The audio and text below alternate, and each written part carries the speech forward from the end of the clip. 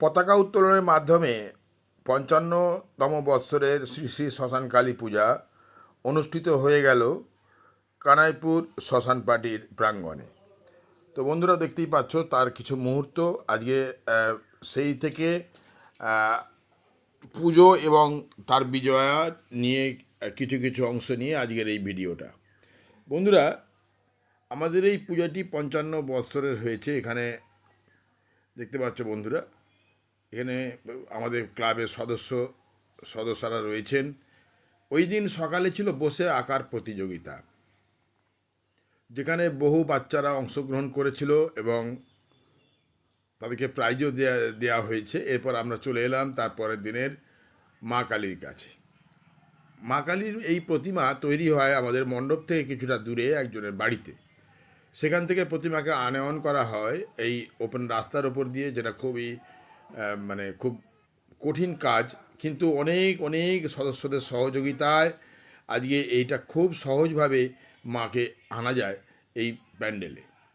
এরপর দেখুন বন্ধুরা, এখানে দণ্ডি কাটার কাজ হয়। যখন মাকে আনা হয় তারপর দণ্ডি কাটা হয় দুপুরবেলা, এবং প্রচুর পরিমাণে বাতাসা, প্রায় কুইন্টাল বাতাসা এখানে হরিলোড করা হয়। দেখুন মাঠেতে প্রচুর লোক, যেখানে বাতাসা হরিলোড দেওয়া হচ্ছে। এখানে অনেক মানুষই বাতাসা কুড়োতে ব্যস্ত, এবং তার সঙ্গে গান।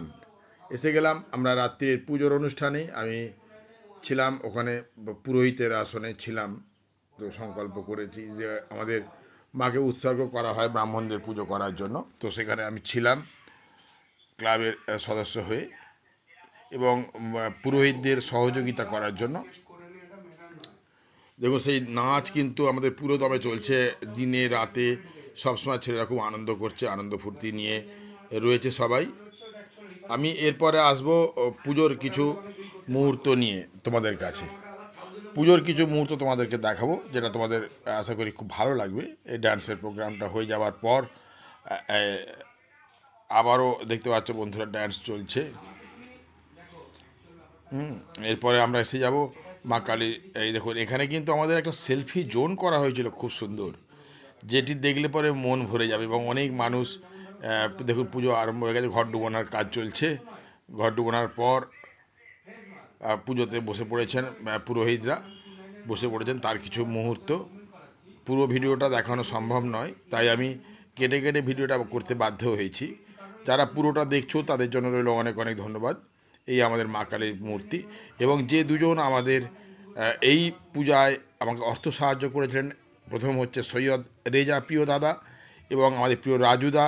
ওনারা 101 টাকা করে দিয়ে মায়ের পুজোর দান দিয়ে চাঁদা দিয়েছিলেন। তার জন্য ওনাদের দুজনকে জানাই মায়ের তরফ থেকে, আমাদের ক্লাবের তরফ থেকে সবার জন্য অনেক অনেক ধন্যবাদ। খুব ভালো লাগলো সবাইকে পুরোটা